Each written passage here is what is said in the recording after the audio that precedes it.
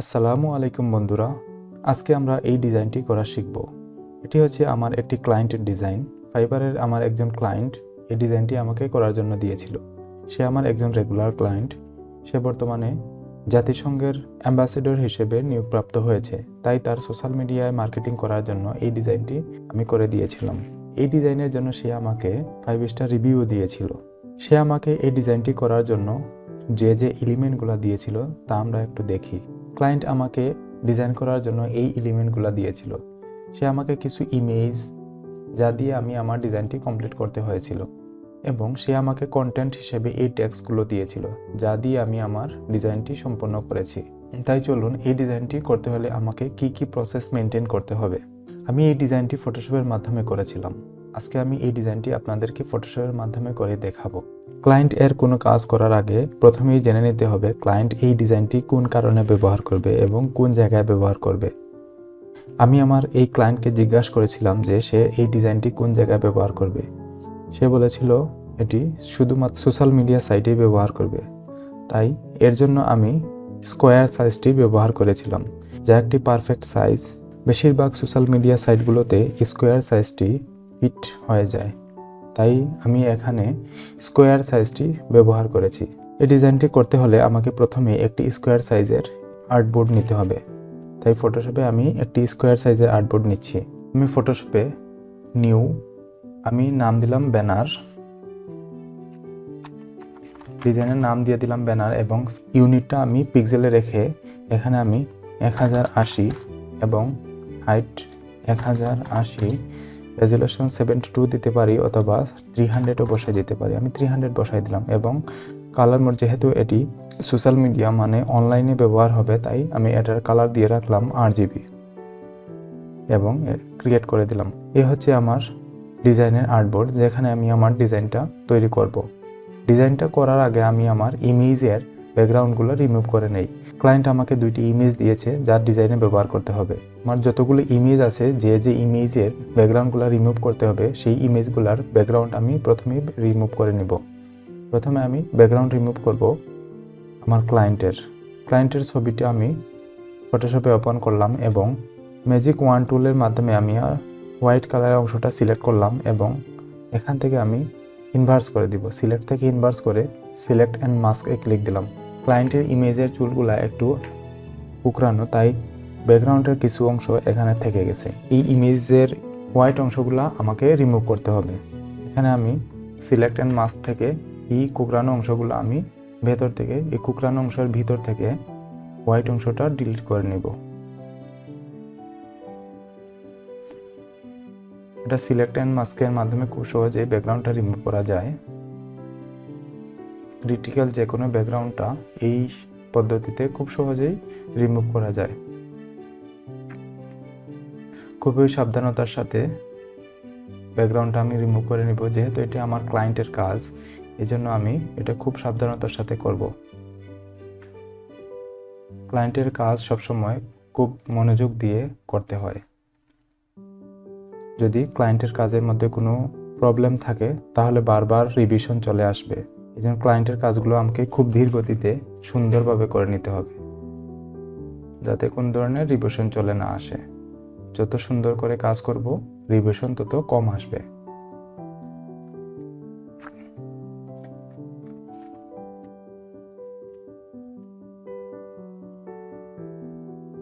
আমি ভিডিও করার স্বার্থে কাজটি একটু ফাস্ট করে নিচ্ছি। এখান থেকে আমি স্মুথ ট্যান বসাই দিলাম, এবং এখান থেকে আমি নিউ লেয়ার সিলেক্ট করে এটাকে ওকে করে দিলাম। এখান থেকে আমি আমার ইমেজটা, ব্যাকগ্রাউন্ডটা খুব সহজেই রিমুভ করতে পারলাম। এটাকে আমি ধরে আমার আর্টবোর্ডে নিয়ে বসাই দিলাম। যেহেতু এই ইমেজটা আর্টবোর্ডের চাইতে অনেক বড়, এই জন্য আমি ইমেজের লেয়ারটা সিলেক্ট করে স্মার্ট অবজেক্ট করে দেব। কনভার্ট টু স্মার্ট অবজেক্টে ক্লিক দিলাম। স্মার্ট অবজেক্ট করলে কি হবে,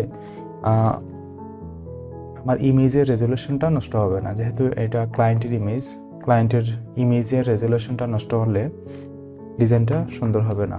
এডিট থেকে ট্রান্সফর্ম করলাম, এবং যে কোনো এক কোণায় চেপে ইমেজটাকে ছোট করে নিলাম।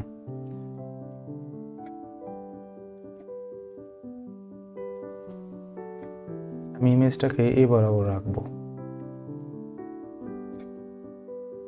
আমি ইমেজটাকে কিছু সময়ের জন্য অফ রাখলাম এবং আমি এই আর্টবোর্ডের মধ্যে একটি নতুন কালার অ্যাপ্লাই করব, যা ডিজাইনের ব্যাকগ্রাউন্ড হিসেবে ব্যবহার হবে। লেয়ার প্যানেলের ঠিক নিচে অ্যাডজাস্টমেন্ট অপশন থেকে আমি সলিড কালারটা সিলেক্ট করে নিলাম এবং কালারটা দিয়ে দিব ব্লু কালার। এই ডিজাইনটা হচ্ছে জাতিসংঘ রিলেটেড কালার এবং এই কালারটা হচ্ছে জাতিসংঘে ব্যবহৃত কালার, এই জন্য আমি এই কালারটা পিক করে নিলাম ব্যাকগ্রাউন্ড হিসেবে। তারপর আমি আমেরিকান এই ফ্ল্যাগটি ডিজাইনের মধ্যে ওপেন করে নিব। এটি আমি একটু আলাদাভাবে ওপেন করলাম এবং লেয়ারটা আনলক করে এই অংশটা আমি কুইক সিলেকশন টুলের মাধ্যমে এই বোর্ডের অংশটা আমি ডিলিট করে দেব। এই অংশটা আমার লাগবে না, আমি ডিলিট করে দিলাম এবং শুধু ফ্ল্যাগের অংশটা শুধু আমি ডিজাইনে নিয়ে যাব। আমি এখানে নিয়ে গেলাম এবং এটাকে কন্ট্রোল টি দিয়ে অথবা এডিট থেকে ফ্রি ট্রান্সফর্ম করলাম এবং রাইট সাইডে ক্লিক দিয়ে এটাকে ফ্লিপ করে দিব। আমি এই সাইডে আমি এটাকে রাখলাম এবং টান দিয়ে একটু বড় করে নিই আমি এই বরাবর। এই ফ্ল্যাগের ইমেজটাকে আমি মাস্কিং করলাম এবং উপরে আমি ফরগ্রাউন্ড কালারের মধ্যে আমি ব্ল্যাক রেখে ব্রাশ সিলেক্ট করলাম। এখান থেকে আমি সফট ব্রাশটা সিলেক্ট করলাম এবং ব্রাশটার সাইজটা একটু বড় করে এই বরাবর আমি টেনে ব্যাকগ্রাউন্ডের সাথে কিছুটা অংশ মিশিয়ে দিই। অপাসিটিটা আমি একটু বাড়িয়ে নিলাম, 72 রাখলাম এবং ব্রাশটা একটু বড় করে ব্যাকগ্রাউন্ডের সাথে এই নিচের অংশটাকে একটু মিশিয়ে দিই আমি, তাহলে মনে হবে এটি ব্যাকগ্রাউন্ডের সাথে মিশে গেছে। অপরদিকে আমি এই ফ্ল্যাগটা এখানে নিয়ে আসলাম। এখানে আরেকটা জাতিসংঘের ফ্ল্যাগ আছে, এটাকে আমি ডিজাইনের মধ্যে ওপেন করলাম এবং এই বরাবর রাখলাম। এটাকে আমি একটু ছোটো করব, কন্ট্রোল টি দিয়ে ফ্রি ট্রান্সফর্ম করলাম এবং ছোটো করলাম। একইভাবে এটাকে আমি মাস্কিং করলাম এবং ব্রাশ ব্যবহার করে এই অংশটাকে আমি একটু ব্যাকগ্রাউন্ডের সাথে মিশিয়ে দেব। এটাকে ব্যাকগ্রাউন্ডের সাথে মিশালে মনে হবে এটি ব্যাকগ্রাউন্ডের সাথে মিশে গেছে। এইভাবে আমি এটাকে মিশিয়ে দিলাম।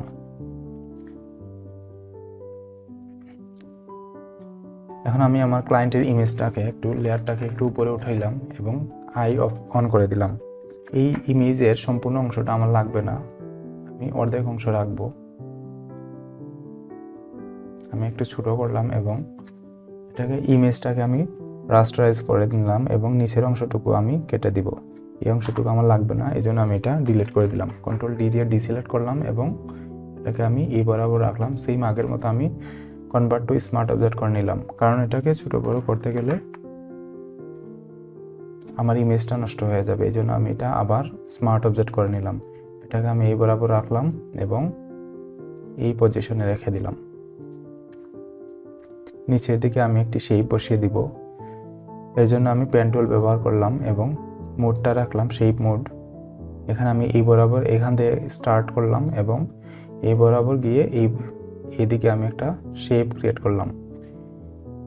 অল্টার চেপে এই অ্যাঙ্কর পয়েন্টটা ক্লিক দিলাম এবং এখান থেকে এইভাবে একটি শেপ ক্রিয়েট করলাম। এই শেপের মধ্যে আমি একটি গ্রেডিয়েন্ট অ্যাপ্লাই করলাম। গ্রেডিয়েন্টটা হচ্ছে ব্লু এর সাথে একটু লাইট ব্লু। এখানে যে ব্লুটা ব্যবহার করা হয়েছে এই ব্লু এর সাথে একটু লাইট ব্লু ব্যবহার করে আমি একটা গ্রেডিয়েন্ট ক্রিয়েট করছি। এখানে এই কালারটা একদিকে ব্যবহার করা হয়েছে এবং অন্যদিকে এই টাইপের একটি কালার, একটু লাইট ব্লু কালারটা ব্যবহার করা হয়েছে। দুইটা কালার ওকে করে দিলাম এবং এই ধরনের একটি গ্রেডিয়েন্ট ক্রিয়েট হয়ে গেল আমার এখানে। আমি ডিজাইনের মধ্যে একটি টেক্সট ব্যবহার করব, যা ক্লায়েন্ট আমাকে দিয়ে দিছিল। ডিজাইনের মধ্যে আমি এই টেক্সটটা ব্যবহার করলাম। প্রথমে আমি এই টেক্সটটা নিয়ে নিলাম, কপি করে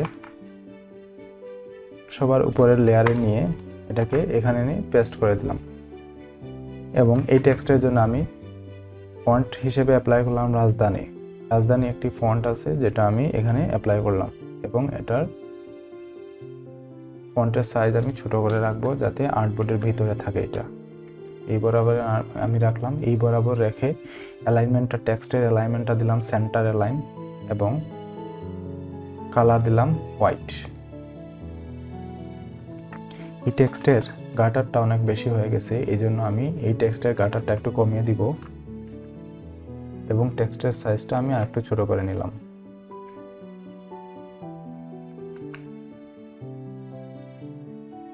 এই ফ্ল্যাগটাকে আমি আর একটু এদিকে সরিয়ে দিলাম এবং টেক্সটটাকে আর একটু উপরের দিকে রেখে এখান থেকে আমি বোল্ড ফন্টটা অ্যাপ্লাই করলাম এবং ফন্টের সাইজটা একটু বাড়িয়ে দেব। টেক্সটটাকে আমি একটু উপরের দিকে উঠিয়ে রাখলাম। এখানে দেখেন এই টেক্সটটা হোয়াইট থাকার কারণে এটা টেক্সটটা খুব বেশি ভিজিবল হচ্ছে না। এজন্য আমি এটার মধ্যে কিছু ইফেক্ট ব্যবহার করব যা থেকে এই টেক্সটটা ভিজিবল হয়ে যাবে।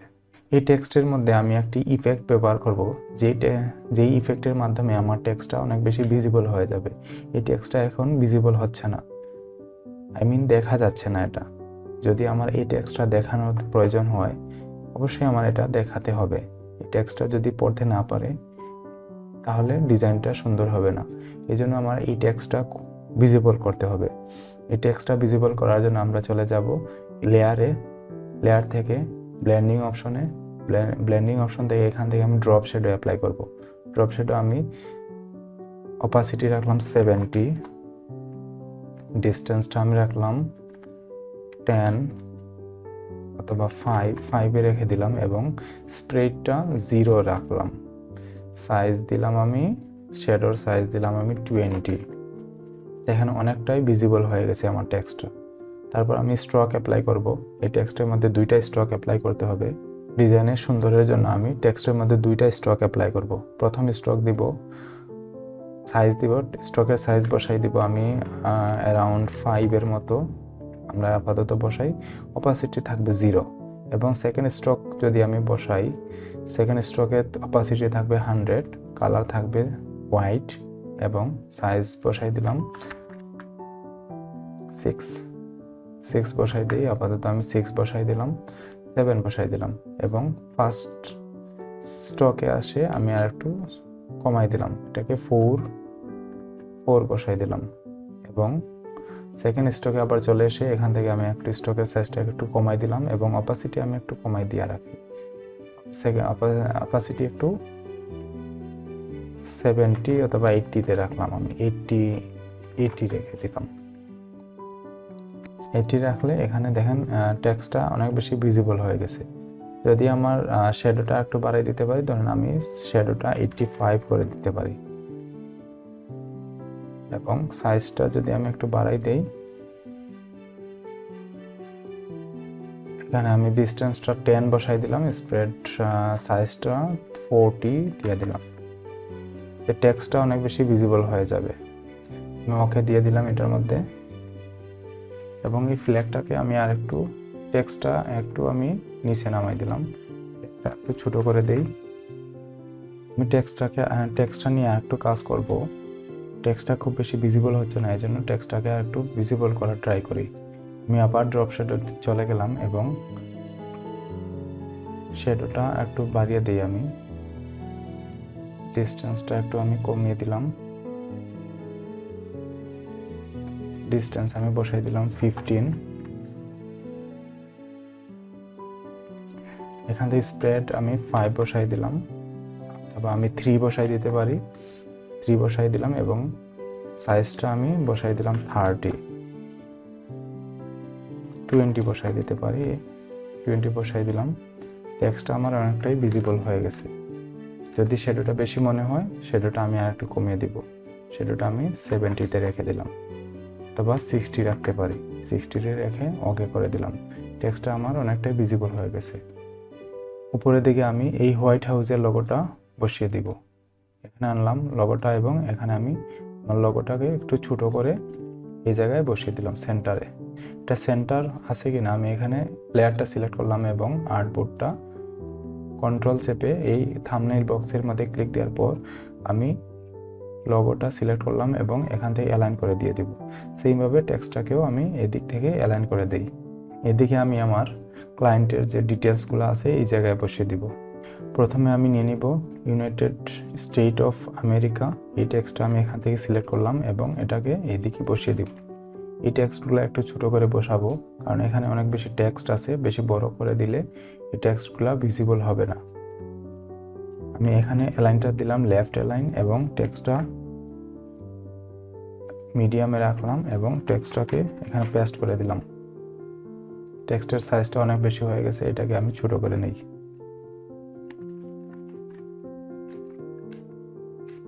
10 বসাই দিলাম। এখান থেকে আমি মিডিয়াম থেকে সেমি বোল্ড করে দিলাম। টেক্সটটাকে আমি এই বরাবর বসাই দিলাম। এটাকে আমি সেন্টার করে দিতে পারি। আমি টেক্সটটাকে সেন্টারে বসাই দিলাম। কন্ট্রোল টি দিয়ে ফ্রি ট্রান্সফর্ম করলাম এবং এই জায়গায় বসিয়ে দিতে পারি। এই টেক্সটটাকে কপি করলাম এবং পরের যে টেক্সট আছে এটাকে আমি এখানে নিয়ে বসিয়ে দিলাম। এখান থেকে আমি এই টেক্সটটাকে 2 পার্ট করে দিতে পারি। এখান থেকে আমি অর্ধেকটা রিমুভ করে দিব।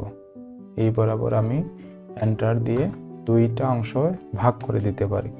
এটার ফন্টের সাইজটা একটু বাড়িয়ে দিলাম 11 এবং এটাকে আমি বোল্ড করে দিলাম এবং এটার গাটারটা একটু কমিয়ে দিলাম। এটাকে আমি অ্যারো কির মাধ্যমে একটু উপরে উঠাই নিতে পারি। এই টেক্সটটা আমি এখানে কপি করে নিলাম এবং এই টেক্সটের মধ্যে আমি আমার ক্লায়েন্টের যে ইনফরমেশনটা আছে এখানে বসিয়ে দিলাম। ক্লায়েন্টের নাম কপি দিলাম এবং এই জায়গায় নিয়ে এটাকে বসিয়ে দিলাম। এটাকে 2টা পার্ট করব আমি। টেক্সটটাকে অ্যাম্বাসিডর পর্যন্ত একটা এবং ক্লায়েন্টের নাম আরেক লাইনে আমি রাখলাম।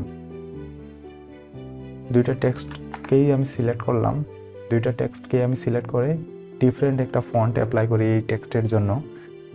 আমি এখানে যে ফন্টটা অ্যাপ্লাই করব সেই ফন্টটি হচ্ছে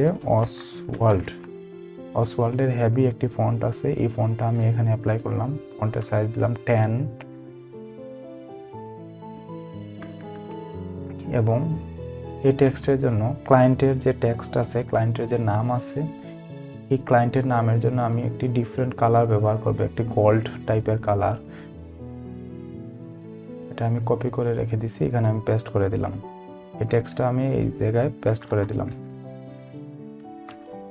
3টা টেক্সটকেই আমি একসাথে ধরলাম এবং এটাকে আমি সেন্টারে অ্যালাইন করে দিলাম এবং একটি উপরে উঠাই দিলাম এই টেক্সটটাকে। ডিজাইনের মধ্যে আরেকটি ইমেজ বসাইতে হবে, যে ইমেজটা আমি এখানে ওপেন করলাম এবং এটাকে ব্যাকগ্রাউন্ডটা আমি রিমুভ করে নিব। কুইক সিলেকশন টুলের মাধ্যমে আমি খুব সহজে এটা সিলেক্ট করলাম এবং এতটুকু আমি সিলেক্ট করে নিলাম এবং সিলেক্ট এন্ড মাস্কের মাধ্যমে ব্যাকগ্রাউন্ডটা আমি রিমুভ করে নেব। ইমেজটাকে ধরে আমি আমার ডিজাইনের মধ্যে নিয়ে গেলাম এবং রাইট সাইডে ক্লিক দিয়ে কনভার্ট টু স্মার্ট অবজেক্ট করে নিলাম। এডিট থেকে ফ্রি ট্রান্সফর্ম করলাম এবং ইমেজটাকে আমি ছোট করে নিব। এখানে আমি এই টেক্সটটাকে এই জায়গায় নিয়ে বসিয়ে দিলাম এবং ইমেজটাকে আমি মাস্ক করলাম এবং ব্রাশ ব্যবহার করে নিচের অংশটা আমি ব্যাকগ্রাউন্ডের সাথে মিশিয়ে দিলাম।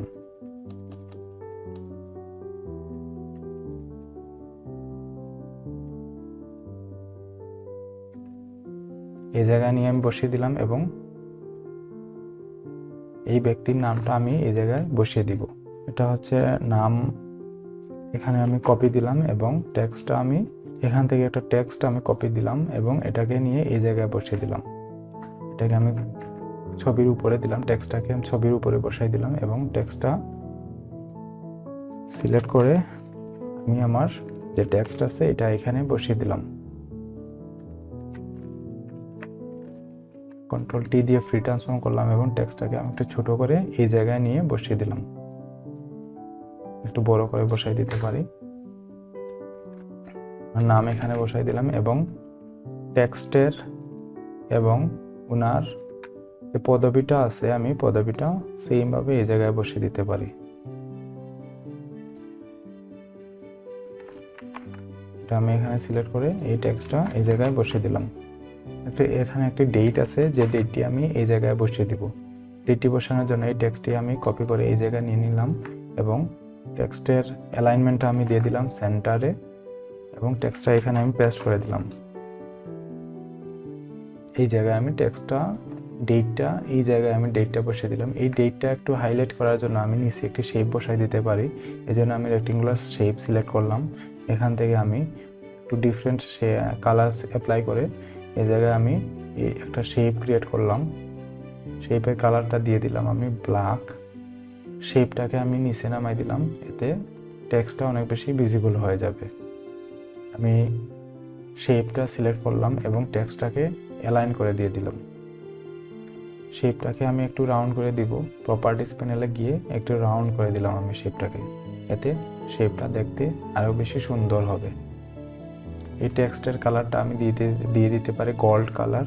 এই জন্য আমি চলে গেলাম, এই টেক্সটের লেয়ার স্টাইলটা আমি কপি করলাম, এই টেক্সটে গিয়ে আমি এটাকে পেস্ট করে দিলাম। এখানে টেক্সটটা গোল্ড হয়ে গেল। এখন আমি এই শেপের মধ্যে একটু গোল্ড স্ট্রোক অ্যাপ্লাই করব। এই জন্য আমি চলে যাব শেপের লেয়ারের মধ্যে। এখান থেকে আমি রাইট সাইডে ক্লিক দিয়ে ব্লেন্ডিং অপশনে চলে গেলাম। এখান থেকে আমি অ্যাপ্লাই করব স্ট্রোকের অপাসিটিটা আমি 100 রাখলাম এবং সাইজ দিয়ে দিলাম 2 এবং কালারটা দিয়ে দিব। এখান থেকে আমি ফিল কালার না দিয়ে আমি দিয়ে দিব গ্রেডিয়েন্ট কালার এবং কালারটা দিয়ে দিব এখান থেকে আমি একটু গোল্ড টাইপের কালার। এখান থেকে এই টেক্সট থেকে আমি একটা কালার নিলাম এবং এদিক থেকে একটু লাইট গোল্ড কালারটা ক্লিক করে ওকে, দেন ওকে। আমার ডিজাইনটি অলমোস্ট ডান হয়ে গেছে। যদি আরও কোনো চেঞ্জের প্রয়োজন হয় তাহলে আমি এখান থেকে করে নিতে পারবো। আমি আমার ইমেজ যে আছে ক্লায়েন্টের ইমেজটাকে একটু অ্যাডজাস্টমেন্ট করে নেব। এই জন্য আমি চলে যাব অ্যাডজাস্টমেন্ট অপশনে। সেখান থেকে আমি কালার ব্যালেন্সটা সিলেক্ট করলাম এবং এখান থেকে আমি মাস্ক করে নিলাম।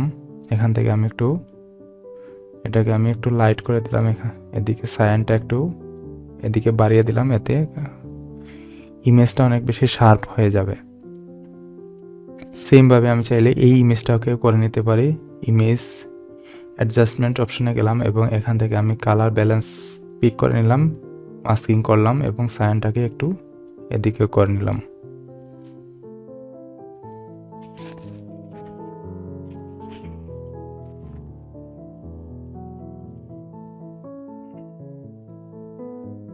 আমার ডিজাইনটি অলমোস্ট ডান। এটি হচ্ছে রিয়েল একটি প্রজেক্ট, বাইরের একটি রিয়েল প্রজেক্ট। এই ধরনের আরও রিয়েল প্রজেক্টের ভিডিও পেতে হলে চ্যানেলটি সাবস্ক্রাইব করে রাখবেন এবং লাইক কমেন্ট শেয়ার করবেন। আর কি ভিডিওর প্রয়োজন হয় সবাই আমাকে কমেন্ট বক্সে লিখে জানাবেন, তাহলে আমি সেই ধরনের ভিডিও দেওয়ার চেষ্টা করব। তাহলে আজকে এখানে শেষ করলাম। ধন্যবাদ সবাইকে। আসসালামু আলাইকুম।